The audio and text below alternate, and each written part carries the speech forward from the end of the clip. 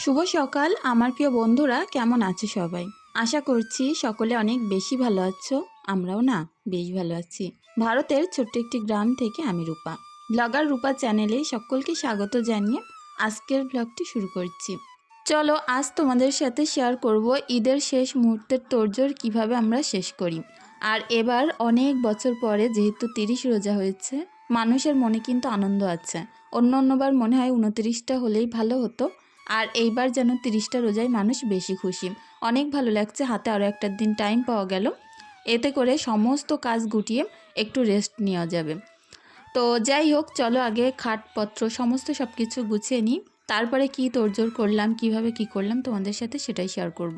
আজকের ভিডিওটি হয়তো একটু বড় হয়ে যাবে, সকলের কাছে অনুরোধ রইল প্লিজ একটু ধৈর্য সহকারে দেখে নিও। তো চলো বেডশিটের কভারটা বদলে নিচ্ছি। আর এইগুলো আমি কিন্তু পরে সন্ধ্যাবেলার দিকে খুলে নিয়েছিলাম, কারণ আমি প্রথমে ভেবেছিলাম ময়লা হয়নি তখন ওই কভারগুলো, পিলো কভারগুলো থাক। কিন্তু পরে ভাবলাম ঈদ যেহেতু সবই পরিষ্কার হচ্ছে, আর বালিশের দুটো কেন বাকি রাখবো। তো যাই হোক, এদিকে সুন্দর করে খাটটা একটু টান করে নিলাম। আর ওই ঘরটাও গোছানোর বাকি আছে। ঘর, তারপরে সমস্ত ড্রেসিং টেবিলের কাজ, এগুলো আজকের মধ্যেই সব পরিষ্কার পরিচ্ছন্ন করে নিতে হবে। আমি জানি না ভিডিওতে কতটা শেয়ার করতে পারবো। আজ কিন্তু কাজ আমার প্রচুর। তো এই সকল কাজগুলো আমার ফোনের চার্জের জন্য আমি সেইভাবে শ্যুট করতে পারছি না। তো খাটের তলাটা আগের দিন আমার মেয়েকে ঢুকিয়ে পরিষ্কার করে নিয়েছিলাম। তারপরেও না, রোজ আমি যখন ঘর ঝাড়ু দেই, একদম খাটের তলা যত দূর পর্যন্ত ঝাড়ুটা যায় পরিষ্কার করে নিই। তো এই ঘরের এই যে ব্ল্যাঙ্কেটটা, এটা প্রচুর মোটা, এটা তুলে দিতে হবে। না কেচে না তুলতে পারছি না, ওই কারণে ভাবছি যে কটা দিন গায়ে দায়ে দিয়ে নিক, তারপরে একেবারে 3টে ব্ল্যাঙ্কেট একসঙ্গে কেচে তা তুলে দেব। আমার মেয়েকে হাতের কাজ দিয়েছিলাম, ঈশাকে। তো ও সেগুলো করতে করতে আমাকে দেখাতে এলো। তো সেগুলো দেখলাম, আবার নতুন করে হাতের কাজ পাতিয়ে দিলাম।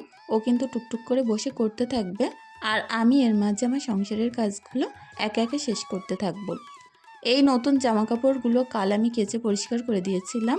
তো এগুলো আমি আলাদা আলাদা করে নিচ্ছি, যেগুলো প্যান্ট আলাদা রাখবো, জামাগুলো আলাদা রাখবো। এগুলো যেহেতু আমি ঈশাকে নিয়ে রোজ স্কুলে যাই, এক জামা কিন্তু পরে রোজ যাওয়া যায় না। তো তার কারণে অনেকগুলো জামা আমি সুতি দেখে বার করে রেখেছি, এক এক দিন এক এক রকম পরে যাই। আর এগুলো বাড়ি আসার সাথে সাথেই ধুয়ে দিই। তো ভাবলাম চলো একসঙ্গে কেচে রেখে দিই, তাহলে ঈদের সময় একদম সব কিছু একটা ফ্রেশনেস ভাব থাকবে। ঘর বাড়ি আসবাবপত্র যেমনই হোক না কেন, সবসময় চেষ্টা করি সব কিছু পরিষ্কার পরিচ্ছন্নতার সঙ্গে রেখে দিতে। তো একে একে সবটা গুছিয়ে নিলাম। আর জামা কাপড়গুলো আমি খুঁজে দেখছিলাম আর কোথাও কোনটা আছে কি, সেগুলো ভাঁজ করে ক্যাবিনেটে রেখে দেবো। আমি না আগের দিন রাত্রিবেলা যত শীতের সোয়েটার, প্যান্ট এটা ওটা ছিল, সেগুলো একটা বক্সে করে তুলে ওপরের যে আমাদের একটা বক্স মতো আছে সেখানে তুলে দিয়েছি। যত লেপ, কাঁথা, কম্বল আমার ওই বক্সটাই কিন্তু ধরে যায়। তো ঘরের ভিতরটাও খুব সুন্দর করে পরিষ্কার পরিচ্ছন্ন করে নিচ্ছি। এই ঘরটায় ম্যাট পাততে পারলে অনেক ভালো হতো, দেখতে কিন্তু সুন্দর লাগতো। দেখা যাক, অনেক বড় ঘর তো, যে কবে পাততে পারি। অনেক ইচ্ছে ছিল ঘরটায় হয় প্লেট বসিয়ে নেব, তা নয় পাথর বসাবো। তো হাজব্যান্ড এই ঘরে কোনো কাজই আমাকে করতে দেয়নি। তো তার সবসময় ইচ্ছে বাইরের দিকে, রাস্তার ধারের দিকে থাকবে, যার কারণে বলল ঘরটা যেমন অবস্থায় আছে এইভাবেই থাক। কিছু বছর পরে গিয়ে চিন্তা ভাবনা করব এখানে থাকবো কি থাকবো না। বর্ষাকালে প্রচুর অসুবিধা আমাদের এখানে, বিশেষ করে রাস্তাঘাট তো পানির তলায় থাকে।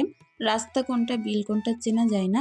আর উঠোনের কথা তো বাদই দাও, উঠোন তখন থাকে পুকুর। আমরা মনে হয় পুকুরের মাঝখানে থাকি, আর চারিদিকে পানি, এরকম একটা অবস্থা। বাচ্চা কাচ্চার স্কুলে নিয়ে যেতে যেমন অসুবিধা হয়, ঠিক তেমন কিন্তু আমরা বেরোতে পারি না। পুরো 4 মাস বাড়িতে পানি থাকে, তখন গিয়ে আমাদের সব কিছু বাড়িতে কিনে এনে রেখে দিতে হয়। প্রত্যেক বছরই বন্যার মতো আমাদের পরিস্থিতি হয় এখানে। আমার বাড়িটা অনেকটাই মাঠের ভিতরে, ফাঁকা জায়গা, এখানে পানি জমে প্রচুর, যার কারণে কিন্তু একমাত্র আমার এই সমস্যাটা ভুগতে হয়।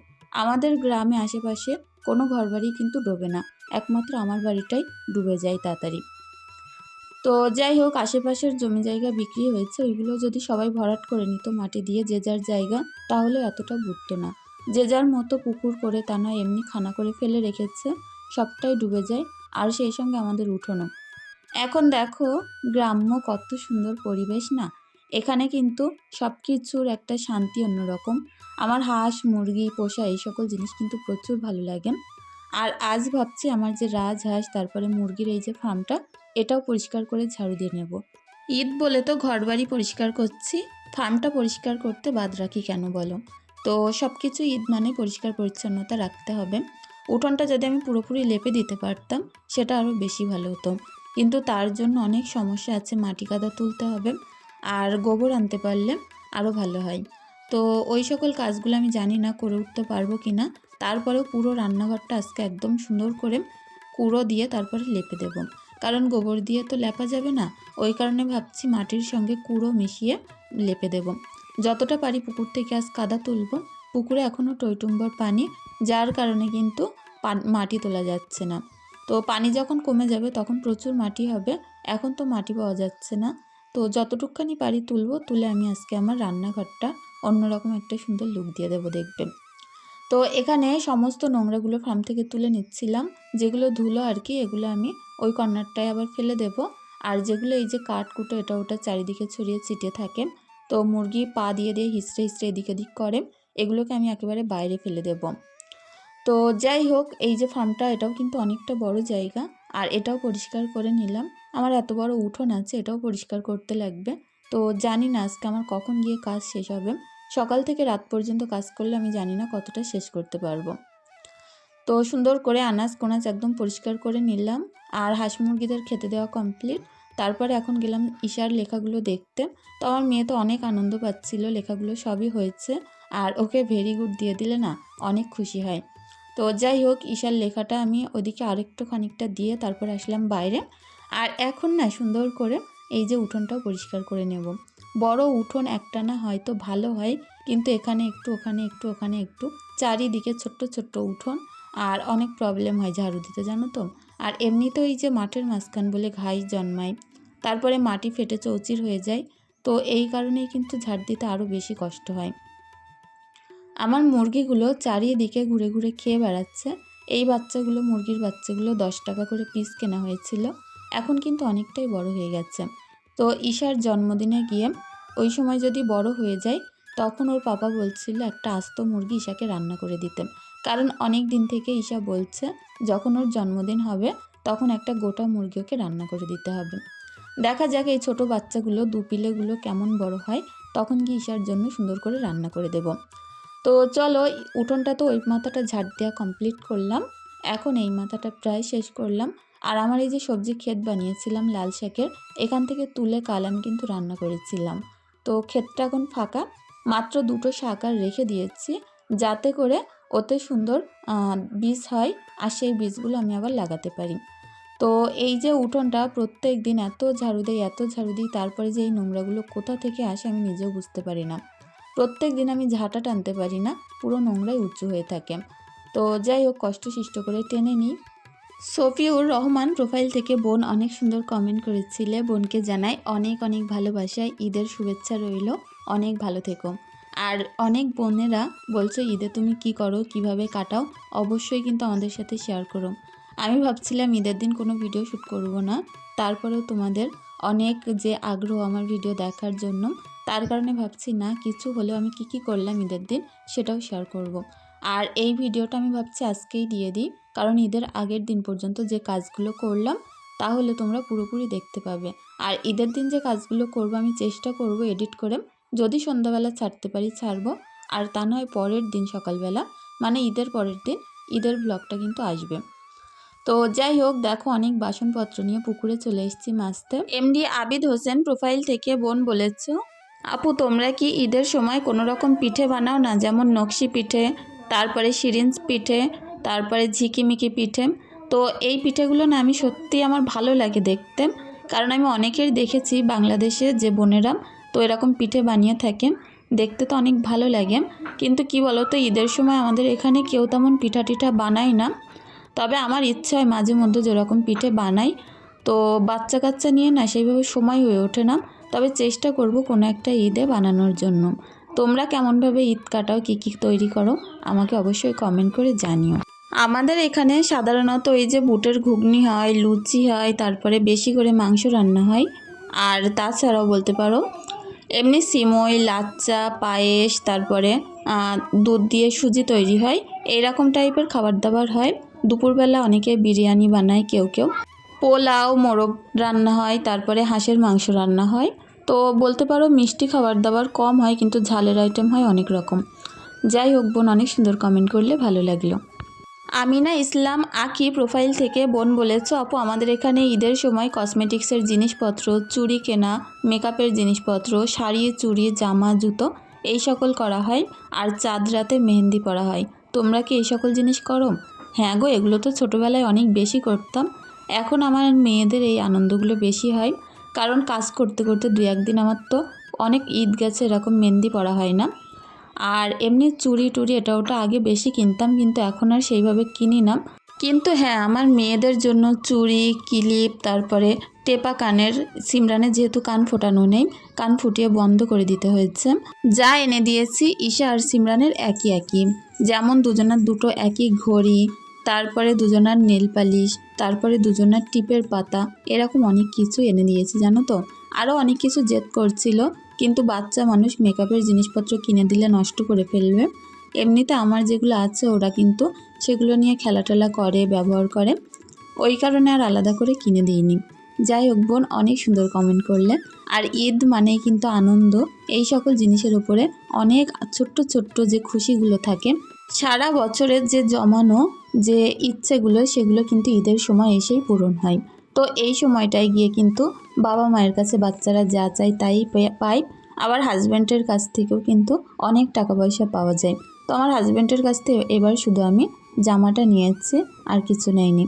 সাইদা প্রোফাইল থেকে বোন বলেছ, আপু তোমার উনানটা অনেক ভালো লাগে, আর এটা লেপে মুছে রাখবে, আরও ভালো লাগবে। হ্যাঁ গো, চেষ্টা করি উনানটা লেপে মুছে রাখতে। আমারও না লেপা উনান প্রচুর ভালো লাগে। আর আমরা যেহেতু গ্রামের সাধারণ বউ, আমরা কিন্তু উনানেই কাজগুলো বেশি করে থাকি। ফুলমণি বোনকেও জানাই অনেক অনেক ভালোবাসা, এইভাবে পাশে থাকার জন্য। অনেক ভালো থেকো, আর অনেক দোয়া ভালোবাসা রইল তোমার জন্য। অনিমা সেন প্রোফাইল থেকে বোন বলেছ, আগে যেমন টাইমে ভিডিও দিতে অনেক ভালো লাগতো, সকালবেলা উঠে তোমার ভিডিও দেখে অনেক এনার্জি পেতাম। তারপরে তো 10টায় দেওয়া শুরু করলে, তারপরে আবার 3টে থেকে দেওয়া শুরু করলে, এখন তো মাঝে মধ্যে ভিডিও দাওই না। তো অনেক কাজ থাকে তোমার হয়তো, ওই কারণে তুমি ভিডিও দিতে পারো না আগের মতো। তো আমিও না চেষ্টা করি গো, কিন্তু সেইভাবে আমি পেরে উঠছি না আগের মতো। আগে যেমন ঈশা ছোট ছিল, তখন কিন্তু ওকে পড়াতে হতো না, কিংবা সিমরানের পিছনে সময় দিলে আমার চলে যেত। এখন দুটো মেয়ের পিছনে ফুলদমে আমার সময় দিতে লাগে। আর তারপরেও ভিডিও শ্যুট করা, এডিট করা, এটা কিন্তু অনেক বড় একটা সময়। তো সন্ধ্যাবেলা গিয়ে পড়াতে গিয়ে আমি এই সময়টা আর করতে পারছি না, যার কারণে অসুবিধা হচ্ছে। কিন্তু চিন্তা করো না, আবারও কিছুদিন পর থেকে আমি আবার সেই একই নিয়মে চলে আসব। যখন ঈশার স্কুলে আমাকে আর যেতে হবে না, তখন ঠিক আবার আগের মতো হয়ে যাবে। যাই হোক বোন, অনেক সুন্দর কমেন্ট করলে, ভালো লাগলো। আর পাশে থেকো, অনেক দোয়া ভালোবাসা রইল বোনের জন্য, ভালো থেকো। আমার আরেক বোন তিথি খাতুন বোন বলেছ, ঈদ মোবারক। বোনকেও জানাই ঈদ মোবারক, ঈদের অনেক অনেক শুভেচ্ছা রইল, দাওয়াত রইল। অনেক ভালো থেকো বোন। আইন সুলতানা রীতা প্রোফাইল থেকে বোন বলেছ, আজ আমি তোমার ফার্স্ট লাইকার এবং কমেন্টার। আমি কিন্তু দর্শক হিসেবে চতুর্থই আছি। আর তোমার ভিডিও অনেক ভালো লাগে। তোমার বাচ্চারা, বর, তুমি সবাই কেমন আছো অবশ্যই জানিও। আর আমরা কিন্তু অনেক ভালো আছি। বোনকেও জানাই অনেক অনেক ভালোবাসা। বোন সুন্দর কমেন্ট করেছ, আমরা কিন্তু অনেক ভালো আছি। আর বোন এটাও বলেছ যে ইউটিউব ফ্যামিলিতে অনেকেরই দেখেছি এমন, যারা কিন্তু ইউটিউবে কাজ করলে তাদের অনেক ভাব থাকে, ভালোভাবে কথা বলতে চায় না, কিংবা কোনো কমেন্টের রিপ্লাই ঠিকঠাকভাবে দেয় না। কিন্তু আমি ভালোভাবে রিপ্লাই দিই, এটা বোনের অনেক ভালো লাগে।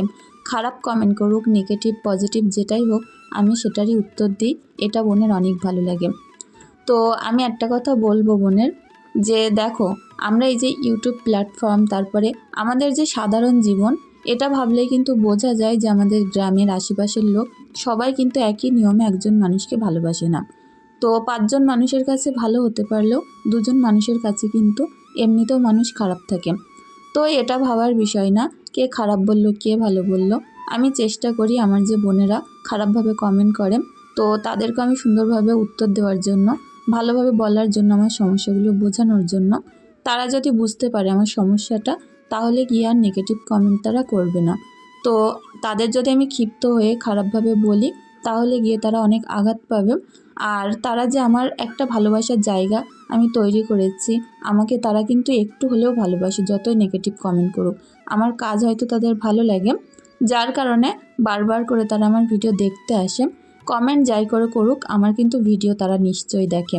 তা না হয় আমার ভিডিওর নিচে কিন্তু কমেন্ট করতে আসে না। তো ওই কারণে আমি ভাবি যে নেগেটিভ কমেন্ট মানেই যে নেগেটিভ উত্তর দিতে হবে তার কোনো মানে নেই। নিশ্চয়ই তারা কোনো একদিক থেকে আমাকে ভালোবাসে, যার কারণে আমাকে কমেন্ট করে কিংবা আমার ভিডিও দেখে। আর কি বলো তো, অনেকেই কিন্তু অনেক রকম নেগেটিভভাবে কমেন্টের উত্তর দেয়, কিন্তু আমার যেন ভালো লাগে না ওরকমভাবে মানুষের বলতে। আমার কোথাও একটা গিয়ে বিবেকে বাধে যে কোনো একটা মানুষের, যতই তাকে আমি না চিনি, একটা খারাপভাবে বলবো, সে আমার বিষয়ে পরে কী ভাববে। তো যাই হোক, যার যার নিজ নিজ চিন্তা তার তার মতো। আমার মনে হয় দুদিনের দুনিয়া খারাপ ভালো মানুষের ভিতরেই কিন্তু থাকে। তাদের ভাব প্রকাশের কাছে নিজ নিজ চিন্তা তখন কিন্তু আমরা বুঝতে পারি। তো এই দুনিয়ায় বলো খারাপভাবে ব্যবহার করে আমার কিন্তু সে খারাপই বলবে, সাথে কিছুই যাবে না। আমার এই সুন্দর ব্যবহারগুলো, তারপরে আমার কথাবার্তাগুলোর ভিতরে যদি মানুষের কিছু ভালো লাগে, সে কিন্তু আমি মারা যাওয়ার পরে একবার হলেও বলবে যে না, ওই মানুষটার আলাপ ব্যবহার অন্তত ভালো ছিল। আর ঝগড়া ঝামেলা, বাজে কথা, উল্টোপাল্টা একজনকে আরেকজন বলা, এটা আমার না একদম পোষায় না। আর এমনিতে আমার বাড়ির আশেপাশেও অনেক মানুষজন আছে, তারা কেউই বলতে পারবে না যে আজ পর্যন্ত এত বছর এখানে আছি, কেউই কিন্তু বলতে পারবে না যে কোনো জায়গায় ঝগড়া ঝামেলা করা কিংবা আশেপাশে মানুষের সঙ্গে উল্টোপাল্টা ব্যবহার করা। তো ঝগড়া করাটা আমার যেন একদমই ভালো লাগে না। আমার মনে হয় যেই আমার পছন্দ না করে তার থেকে একটু হেরে পথ বই, তাহলেই কিন্তু ঝামেলার সৃষ্টিটা হবে না। অশান্তির মূল কারণ অনেক সময় এরকম হয় জানো তো, যে আমি দুটো বাজে কথা বললাম, বেশি কথা বললাম, কিংবা আমার কথাটা খুব খারাপ লেগে আমি আরও উল্টো তার বেশি করে কথা বলে আসলাম, তখন গিয়েই কিন্তু একটা মানুষের সঙ্গে বছর কি বছর কথা থাকে না, মুখ দেখাদেখি থাকে না। তো আমার ভালো লাগে না ওগুলো, যে একটা মানুষ সামনাসামনি থাকবে, তার সঙ্গে কথা বলবো না, তো সেই মানুষটা বারবার আমার সামনে আসবে, অথচ আমার ইচ্ছা হলেও আমি তার সঙ্গে কথা বলতে পারবো না। আমার না মানুষের সঙ্গে কথা বলতে অনেক ভালো লাগে। আমি যে স্কুলে মেয়েকে এই কদিন হয়েছে নিয়ে গেছি, ওখানে কি বলবো, এত কথা বলি, যার কারণে কিন্তু সবাই আমাকে অনেক ভালোবাসে। আর সবাই, মোট কথা, আমি যদি একদিন মেয়েকে নিয়ে স্কুলে না যাই, আমাকে বারবার করে ফোন করতে থাকবে যে রূপা তুই চলে আয়, তা নয় কিন্তু আমাদের এখানে কথা বলার কেউ নেই। তো বোনকে জানাই অনেক অনেক ভালোবাসা। আর সত্যি না, তুমি অনেক দিন থেকে আমার পাশে আছো, অনেক সুন্দর সুন্দর কমেন্ট করো, আমার অনেক কিছুতে গাইড করো, সত্যি আমার অনেক ভালো লাগে।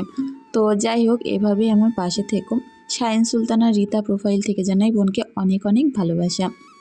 তো আমার গাছ থেকে কলা পারলাম, আজ কলার ঘন্ট হবে। এদিকে গাছে প্রচুর আম ধরেছে। এই গাছটার বয়স কিন্তু বেশি দিন না, একদম নতুন গাছ পোতা।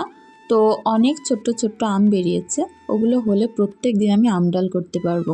আমার পাকা আম খাওয়ার থেকে একদম গাছ থেকে পারবো, সুন্দর সেন্ট হবে আমের। তো আম ডাল করে খেতে আমার প্রচুর ভালো লাগে। এখানে কলাটা আলু দিয়ে সিদ্ধ করে নিয়েছিলাম, একটুখানি আলু দিয়েছিলাম নুন হলুদ দিয়ে, সিদ্ধ করে সুন্দর করে ঘুটে পানি দিয়ে দিলাম। এখন ডালটাকে ফোড়ন দিয়ে দেব। তার জন্য সুন্দর করে কড়াইয়ের ভিতরে একটু সরিষার তেল দিয়ে দিচ্ছি। এর মধ্যে জিরে ফোড়ন দেব, শুকনো লঙ্কা, কাঁচা লঙ্কা।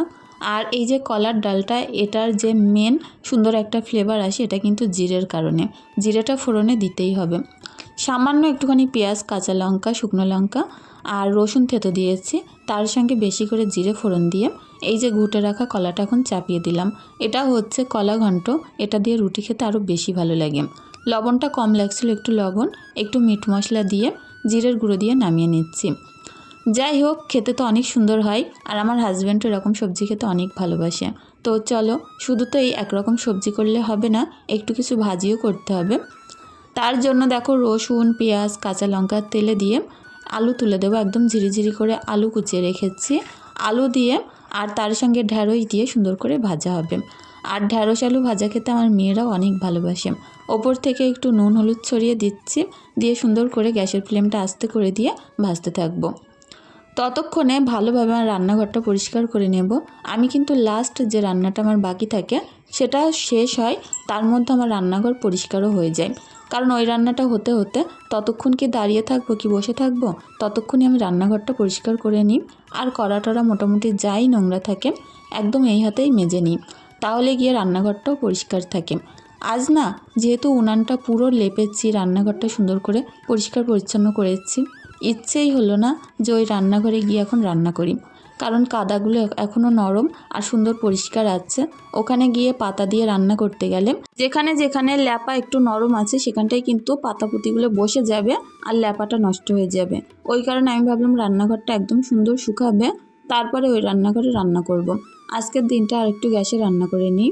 আর গ্যাসের যা আকাল হয়েছে এখন, আমি প্রায় 1 সপ্তাহ আগে গ্যাস বুক করেছি, কিন্তু এখনও পর্যন্ত জানো তো আমার সিলিন্ডার দিয়ে যায়নি। কবে দিয়ে যাবে তারও ঠিক নেই। তো এমনিতেও আমার সেরকমভাবে গ্যাস ব্যবহার হয় না। ওই বাচ্চা কাচ্চার টিফিন তৈরি করা, রাতের রুটি তৈরি করা, চা করা, এরকম টুকটাক, কিন্তু দুপুরের ভারী খাবার টাবারগুলো কিন্তু আমি বেশিরভাগ উনানেই করি। কিন্তু যাদের দেখো রোজ প্রয়োজন হয় গ্যাসের, তাদের কি অবস্থা হচ্ছে, যারা গ্যাস ছাড়া রান্নাই করতে পারে না, উনান নেই বাড়িতে, তাদের কতটা প্রবলেম হচ্ছে। যাই হোক, এই প্রবলেম আমার মনে হয় বেশি দিন থাকবে না আমাদের এখানে, এমনিতেও ঠিক হয়ে যাবে। তো চলো সুন্দর করে এখন ঢেঁড়স আলুটা ভাজা করে নিই। আমার মেয়ে মাথায় দেবে বলে দেখো ঈদের আগের দিন জবা আর এই যে অ্যালোভেরা এটা কেটে রেখেছে। অ্যালোভেরাটা বার করে নিয়ে তারপরে জবাটা বেটে মাথায় মাখবে একসঙ্গে করে। তো চলো প্রত্যেকটা ঈদের জিনিসপত্রগুলো এবার ঢুকিয়ে রাখি বয়েমে বয়েমে। যার যার বয়েমগুলো আমি রাতে কিন্তু সবটা মেজে পরিষ্কার করে রেখেছি। তা না হয় কী বলো তো, কোনো একটা জিনিস আগে রাখা থাকলে সেইটার কিন্তু স্মেল হয় একটা, আর তা বাদেও নিচেই একটা কৌটোর তলায় পড়ে থাকে একটা স্পট, যার কারণে মেজে পরিষ্কার করে নিয়েছি। আমাদের এই যে ঈদের আগের দিন লাস্ট যে তোড়জোড়গুলো থাকে, আজকে আমি তোমাদের সাথে সেটাই শেয়ার করব। আমি না রাতে বসে অনেক আদা রসুন তারপরে বাছাকোটা মোটামুটি সবটাই কমপ্লিট করেছি। এখন মোটামুটি যে মশলাগুলো আমি ঢেলে নেব, এগুলোকে ভেজে গুঁড়ো করে পাত্রে পাত্রে করে রেখে দেব। এখানে ময়দা নিয়েছি, ইস্টও এনেছি একটু, যাতে করে একটু আমি যে নানপুরি হয় না, ওগুলো আমার প্রচুর ভালো লাগে, বানাতে পারি। এমনি তো বুটের ঘুগনি হবেই, আর তার সঙ্গে মাংস বেশি করে নেওয়া হবে, মাংস দিয়েও খাওয়া যাবে, আবার বুটের ঘুগনি দিয়েও খাওয়া যাবে। আর অনেক রকমের যেহেতু মিষ্টি রান্না হবে, সিমুই রান্না হবে, লাচ্চা রান্না হবে, তো সুজি রান্না করতে পারি। তো যার কারণে আর কি এনে রেখেছি। দুধটা আজ রাতেই এনে রাখবো, তাহলে ঈদের দিন সকালবেলা কোনো রকম প্রবলেম হবে না। দুধটা রাতে এনে আমি জাল করে ফ্রিজে রেখে দিই। তো দেখো একটাই কিন্তু আমি সমস্ত গুঁড়ো মশলা রেখেছি, আর একটা পাত্রে আমি গোটা মশলা রাখছি, তাহলে খুঁজে পেতে কোনো রকম প্রবলেম হবে না। ওই পাশটায় রেখেছি মিট মশলা, জিরের গুঁড়ো, ধনিয়া গুঁড়ো, গরম মশলা, তারপরে এটার মধ্যে রেখেছি জায়ফল, জায়ত্রী, সাই জিরে, সাই মরিচ, তেজপাতা, গোটা জিরে আর গোটা মরিচ। তো যাই হোক, যত রকম মশলা আমি ব্যবহার করব ওতে রেখেছি। আর একটা না আমার গোল কৌটো আছে, যাতে করে আমি যে গোটা মশলার পাতাগুলো তাতে করেই রেখেছি। তো অনেক রকমের মশলা, ওই যে দুটো মশলার ভাগ ভাগ পাত্র আছে, ওতে তো ধরবে না, যার কারণে গোটা মশলাগুলো আমি একটা পাত্রে রেখে দিয়েছি। তো যাই হোক, শ্যাম্পু সাবান যা যেখানে আলাদা আলাদা করে রেখেছি। আর দেখো এই যে আদা রসুন টসুন আমি ছিলে রেখেছি, ওগুলো এক্ষুনি বেটে ফ্রিজে ঢুকিয়ে দেব। তো চলো আজকের ভিডিওটি বন্ধুরা এখানেই শেষ করছি।